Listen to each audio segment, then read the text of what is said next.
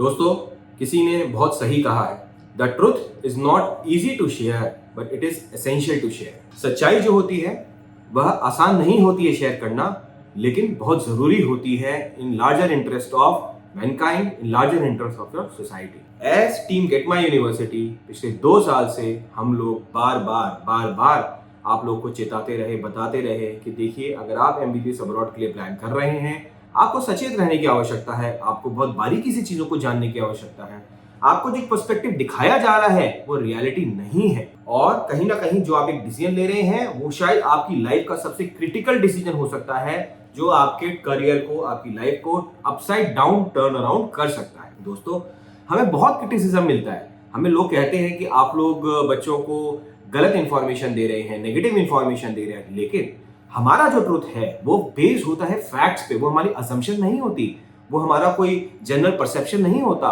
हम जब भी बात करते हैं, हम सवाल उठाते हैं, हम परसेप्शन पे बात नहीं करते, हम चीजों को रियलिटी चेक करके देते हैं और फिर कहते हैं आप इन्हें बताइए। आज की डेट में नेशनल मेडिकल कमीशन ने जो अलर्ट एडवाइजरी जारी किया है फॉरेन स्टूडेंट्स के लिए 8 अगस्त को, वो बहुत ही क्रिटिकल है। बोला गया है this is not advisory, this is alert. उसको मैं एनालाइज करूं आज एक डिफरेंट पर्सपेक्टिव से, डिटेल में। मैं आपको एक 45 सेकंड्स की वीडियो दिखाना चाहता हूं। ये 45 सेकंड की वीडियो जो है, शायद ये आपका पर्सपेक्टिव बिल्कुल क्लियर कर देगी कि जो आज तक हम बोलते आए हैं उसके पीछे का क्या लॉजिक था, क्या रीजन था। ये जो वीडियो है, ये स्पीकर है इसमें डॉक्टर अरुणा वानिकर। डॉक्टर अरुणा वानिकर जो एमबीबीएस यूजी मेडिकल बोर्ड की चेयरपर्सन है, एनएमसी की चेयरपर्सन है अंडर ग्रेजुएट एजुकेशन को लेकर, जो सारे डिसीजन मेकिंग करती है with respect to MBBS studies either in India either in abroad. और मैं आपको उन्हीं के कुछ शब्द सुनाने जा रहा हूं, उसके बाद फिर हम डिसाइड करते हैं कि रियलिटी में प्रॉब्लम क्या है। Foreign medical graduates don't qualify to practice in India. Their curriculum is not what it should be. We already published the FMG regulations in 2021, 18 November, and the CRMI regulations. Still, our poor Indian students, they are duped into going into these foreign countries where the actual education is not provided. They're just selling degrees, and these poor people, they spend 30 to 40 to 50 lakhs, come back after exhausting the financial resources, and then they are quite disappointed and depressed, and you know what can be there. So my earnest request is, please stop sending students for foreign medical graduation anywhere outside of India. सुना आपने doctor Aruna वानिकर ने क्या बोला? कितने strong शब्दों का प्रयोग किया इसके अंदर। Foreign medical graduates are duped, मतलब उनको बेवकूफ बनाया जाता है। जो करिकुलम है किसी भी फॉरेन यूनिवर्सिटी का, वो एनएमसी की रिक्वायरमेंट के हिसाब से फुलफिल नहीं हो रहा। किसी भी रिक्वायरमेंट, किसी भी यूनिवर्सिटी, किसी भी कंट्री का। और फाइनली उन्होंने जो अपील दी कि मैं रिक्वेस्ट करूंगी कि आप बाहर अब्रॉड बच्चों को एज अ पेरेंट मत भेजें। देखिए, अब इस स्टेटमेंट, पहली बात तो आया कहां से है? ये वहां से आया है जो गवर्नमेंट ऑफ इंडिया के नेशनल मेडिकल कमीशन के चेयरपर्सन है।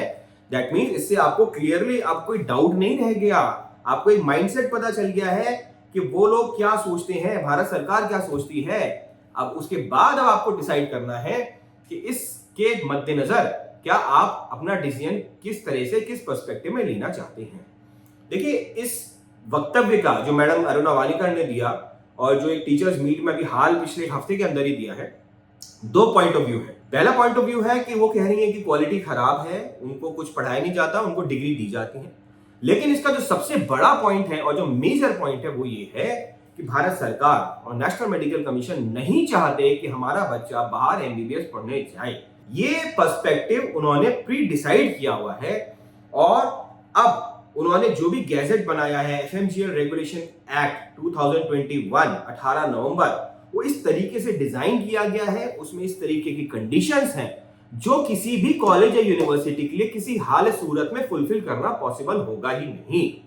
इस चीज को आप लिख लीजिए, क्योंकि भारत सरकार ये डिसाइड करके बैठी है। आप कितना भी कॉम्प्लिकेशन दें, आज तक as parents, as counsellors, as everyone in the fraternity of MBBS abroad was focusing on registration and licensing point, which was condition 4B।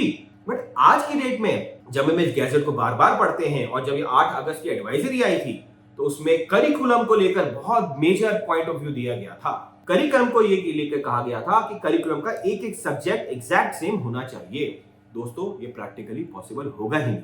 मैं आपको बहुत ब्रीफ में बता देता हूं, एफएमजीएल नेक्स्ट की जो रेगुलेशंस हैं उससे पहले इंडिया में कॉम्पिटेंसी बेस्ड मेडिकल करिकुलम लागू किया जा चुका है। It's a international curriculum which is recognised by some countries. जो कंट्री में आज बच्चे जा रहे हैं वहां कॉम्पिटेंसी बेस्ड मेडिकल करिकुलम नहीं पढ़ाया जाता, पहला पॉइंट।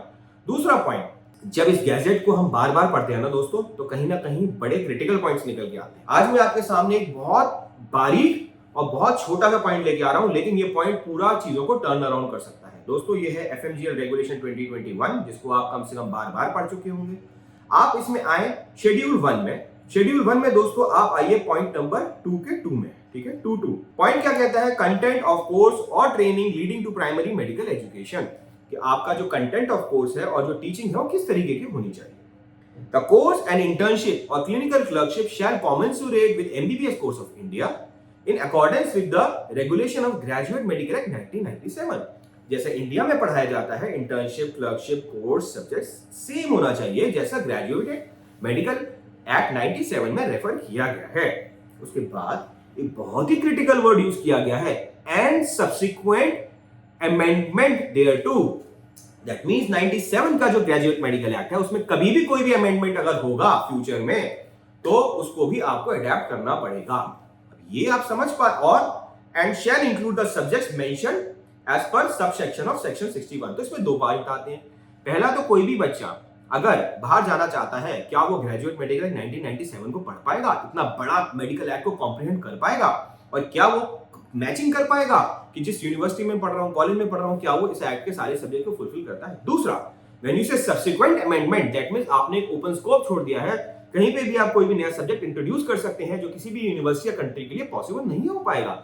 सपोज आप फैमिली मेडिसिन की बात करते हैं, आप आयुर्वेदा के सब्जेक्ट्स की बात करते हैं, आप योगा के इन्वॉल्वमेंट की बात करते हैं एमबीबीएस की कंटेम्पररी पढ़ाई के अंदर। This is practically dynamism. ये डायनेमिज्म को किसी भी लेवल पे फुलफिल कर पाना मुश्किल है दोस्तों। दिस इज वन पॉइंट जिस पे आज तक किसी का ध्यान नहीं गया, और इस गैजेट में ऐसे कई सारे पॉइंट्स हैं जो आपको डिस्टर्ब करेंगे। आपने डॉक्टर वानिकर का स्टेटमेंट सुन ही लिया है कि वो इस पूरे प्रोसेस में क्या बोलना चाहती है। अब देखिए, अब इस पर्सपेक्टिव को ध्यान में रखते हुए अब वापस 8 अगस्त की एडवाइजरी पे आते हैं और अब उसको समझते हैं कि था क्या, इसमें रियलिटी क्या थी। यहां बोला गया था advisory oblique alert for Indian student seeking admission in foreign institution for under graduate medical. This is not advisory, this is alert. ये चेतावनी है, वैधानिक चेतावनी दी गई थी बच्चों को, right. National medical commission presented FMGL regulation dated 18/11 where terms of study instruction syllabus clinical clerkship etc prescribed for registration to practice. It has been observed that the institution or universities abroad are following the curriculum time frame and training are not in consonance with NMC regulation being followed in India. ये एक बहुत ही general statement दिया गया है, particular नहीं बताया गया कौन सी यूनिवर्सिटीज हैं, कौन सा क्लॉज फुलफिल नहीं कर रही हैं। Universities abroad not fulfilling, that means as per NMC no universities are fulfilling the NMC gazette, right? तो that means आप समझिए। और actually speaking 4B को लेकर भी हम लोगों ने बार बार बोला था, कई कंट्रीज हैं जो काफी सिस्टम को कस्टमाइज करने में लगी हैं लाइसेंसिंग को लेकर, लेकिन टेक्निकली वो फुलफिल नहीं कर पा रही हैं। नाम मैं किसी कंट्री का नहीं लूंगा, आप हमारे पुराने वीडियोस रेफर करिएगा, लेकिन मेरिट बेस पे भी कंट्रीज फुलफिल नहीं कर पा रही थी क्योंकि उनका एजुकेशन सिस्टम इंडिया के एजुकेशन सिस्टम को अडेप्ट कर ही नहीं पा रहा था। अब एक करिकुलम वाला पॉइंट भी आता है दोस्तों। इसमें अगला पॉइंट ये आता है, all the students are desirous to obtain the medical qualification and practice allopathy in India are advised to ensure that all the conditions in FMGL are fulfilled. All the conditions, that means 100% conditions। अगर ये 99% भी रहा जो current situation में, तो किसी भी तरीके से हो सकता है क्योंकि ओपन एंडेड गैजेट करिकुलम है आपका। क्या होगा? Any variation in duration, medical syllabus, clinical clerkship, internship may lead to disqualification of grant of registration in India. That means बच्चा 6 साल पढ़ के आएगा, एग्जाम देगा, लाइसेंसिंग करेगा, इंटर्नशिप करेगा, मेहनत करेगा, पैसा लगाएगा, फैमिली से दूर रहेगा, इसलिए कि मुझे एक डॉक्टर बनना है, एक एस्पिरेशन लेनी है, मेरा सपना है। लेकिन बाद में आगे उसे पता चलेगा, अरे वो 1% तो पॉइंट मेरा फुलफिल ही नहीं हुआ, अब मैं क्या करूं? अब मेरी डिग्री खराब हो गई। और उस केस में दोष किसका होगा? आखिरी लाइन में लिखा है, in case of disqualification the sole responsibility will lie with candidates only. क्या आप as a student, as a parent afford कर सकते हैं उस सिचुएशन में कि आपका सारा का सारा चीजें खराब हो गई हों, खत्म हो गई हों? ऐसा काउंसलर मैं सवाल करना चाहता हूं कि क्या किया जाए ऐसे सिचुएशन में। पहली बात तो एनएमसी से अभी तक तो हम ये कह रहे थे कि आप कंट्री यूनिवर्सिटी का इनाम दे दीजिए कि कहां पे फुलफिल होता है। अब तो मैडम मानिकर कह रही है कि कोई भी फुलफिल नहीं करता और बच्चों को जाना ही नहीं चाहिए अब्रॉड। तो ये एक परसेप्शन समझ लीजिए उनका कि वो बच्चे को भेजना नहीं चाहते। वो कितना सही है कितना गलत है ये एक अलग सब्जेक्ट ऑफ डिस्कशन है, बट बॉटम लाइन ये है situation is very very critical. मेरा पर्सनल मानना ये है, अगर आप ये सोच के जा रहे हैं कि मैं बाहर जा रहा हूं और बाहर से ही बाहर में कहीं ना कहीं आगे करियर बना लूंगा, पीजी कर लूंगा, एक्सवाईसी कर लूंगा, आप बेशक जाएं, कोई प्रॉब्लम नहीं है। लेकिन जो गवर्नमेंट का एटीट्यूड है, जो नेशनल मेडिकल कमीशन का एटीट्यूड है, वो कभी आपको वापसी आने में हर तरह की अड़चन देगा। फंडामेंटल लेवल पे समझ के चलिए दोस्तों, जिन बच्चों की एक्चुअली कोई गलती नहीं थी, 15,000 से 20,000 बच्चे वो आज भी कोर्ट कचहरी के चक्कर काट रहे हैं। बहुतों ने पढ़ाई छोड़ दी, बहुतों ने सब कुछ कर दिया।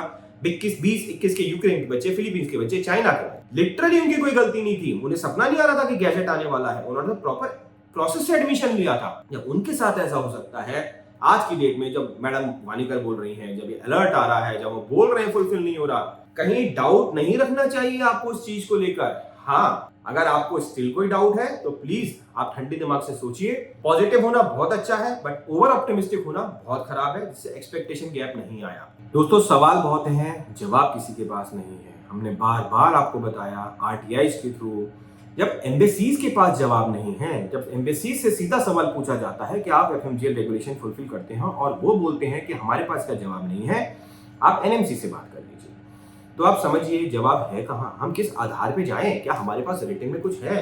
भाई जब हमारे देश का चौकीदार जो हमारे बच्चों को अलाउ करेगा, नेशनल मेडिकल कमीशन, जब वही मना कर रहा है, क्लियरली मना कर रहा है, बोल रहा है कि ऐसा है वैसा है, जो पर्सनली मैं डिफर करता हूं उस ओपिनियन से, वो बहुत ही जर्नलिस्टिक ओपिनियन है, कमेंट है। डेफिनेटली आटे में घुन होती है, there are some bad players, but generalise कर देना किसी भी एजुकेशन को, ऑल्टरनेटिव ऑप्शन नहीं देना। आज इंडिया में बच्चे के पास ऑप्शन ही नहीं है। अगर मेरे पास पैसा नहीं है, मेरा स्कोर होने के बावजूद मुझे मजबूरी में बाहर जाना पड़ रहा है, और कहीं ना कहीं एक ऐसी सिचुएशन में हम लैंड कर रहे हैं कि हमारे को ना चाहते हुए भी अपने ड्रीम, जो मेडिकल की पढ़ाई है, उस ड्रीम को छोड़ना पड़ेगा। बट क्या करें, ऑप्शन नहीं है। लेकिन वो छोड़ना आज की डेट में मेरे को लगता है बेटर है, रादर देन 6 साल बाद अपना सब कुछ तहस महस होते देखना, परिवार देखना, सब कुछ देखना, सपने देखना, पैसा देखना, पेरेंट्स की एस्पिरेशन देखना।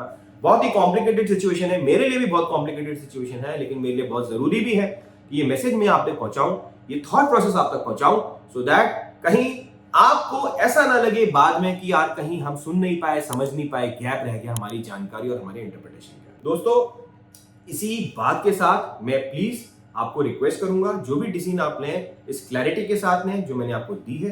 कहीं आपको डाउट हो आप हमसे डिस्कस करें, कहीं गलत डिसीजन ना लें, किसी के बहकावे में डिसीजन ना लें, सब चीजें क्रिस्टल क्लियर हैं। और भी कोई डाउट हो तो बताएं, लेकिन यस अपनी चीजों को ध्यान में रखें, समर्पित रखें और अपने लोगों का ध्यान रखें। धन्यवाद।